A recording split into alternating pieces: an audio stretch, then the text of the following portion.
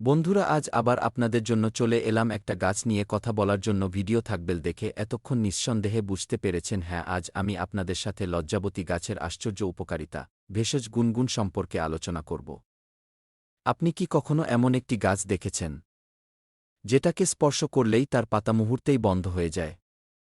এই আশ্চর্য গাছটির নাম লজ্জাবতী গাছ। বাংলাদেশের গ্রামেগঞ্জে খুবই পরিচিত এই গাছ, যা অনেকেই লাজুক গাছ নামেও চেনে। কিন্তু আপনি কি জানেন, এই ছোট্ট গাছটির মধ্যে লুকিয়ে আছে অসাধারণ ভেষজ গুণ? লজ্জাবতী গাছের বৈজ্ঞানিক নাম মিমোসা পুডিকা। এটি একটি ছোট ঝোপজাতীয় উদ্ভিদ, যার পাতাগুলো খুব সংবেদনশীল। স্পর্শ করলেই বা বাতাসের ঝাপটায় এর পাতা বন্ধ হয়ে যায়, যা একে অন্য সব গাছ থেকে আলাদা করে তোলে। এই গাছ সাধারণত রাস্তার ধারে, মাঠে এবং গ্রামাঞ্চলের বিভিন্ন জায়গায় জন্মায়। লজ্জাবতী গাছের একটি গুরুত্বপূর্ণ উপকারিতা হল ক্ষত দ্রুত সারাতে সাহায্য করা। গ্রামবাংলায় অনেকেই এর পাতা বেটে, কাটা বা ক্ষতের উপর লাগিয়ে থাকেন।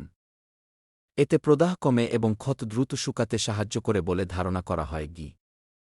লজ্জাবতী গাছ চর্মরোগের ক্ষেত্রেও ব্যবহৃত হয়ে থাকে, বিশেষ করে চুলকানি, ফোড়া বা ত্বকের ছোটখাটো সমস্যায়। অনেকে এই গাছের পাতা ব্যবহার করে থাকেন। এর প্রাকৃতিক উপাদান ত্বকের জন্য উপকারী বলে মনে করা হয়। শরীরের ব্যথা বা ফোলা কমাতে এই গাছ ব্যবহার করা হয় বলে গ্রামাঞ্চলে প্রচলিত রয়েছে। পাতা বা শিকড় বেটে আক্রান্ত স্থানে লাগানো হলে ব্যথা কিছুটা কমে বলে অনেকেই মনে করেন। কিছু ক্ষেত্রে লজ্জাবতী গাছ হজম শক্তি বাড়াতেও সাহায্য করে বলে বলা হয়। গ্রামীণ চিকিৎসায় এর শিকড় বা পাতা বিশেষভাবে ব্যবহার করা হয়ে থাকে। তবে একটি বিষয় অবশ্যই মনে রাখা জরুরি: সব ভেষজ গাছ সঠিকভাবে ব্যবহার না করলে তা ক্ষতির কারণ হতে পারে। লজ্জাবতী গাছ ব্যবহারের আগে অবশ্যই অভিজ্ঞ ব্যক্তি বা ডাক্তারের পরামর্শ নেওয়া উচিত। নিজে নিজে কোনো চিকিৎসা করা ঝুঁকিপূর্ণ হতে পারে।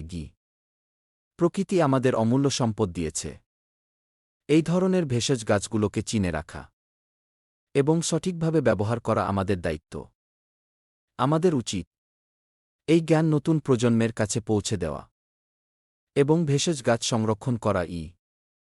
বন্ধুরা, লজ্জাবতী গাছ শুধু একটি সাধারণ উদ্ভিদ নয়, এটি একটি প্রাকৃতিক চিকিৎসার সম্ভাবনা। ভিডিওটি ভালো লাগলে লাইক, শেয়ার এবং ভেষজ জীবন চ্যানেলটি সাবস্ক্রাইবই করতে ভুলবেন না।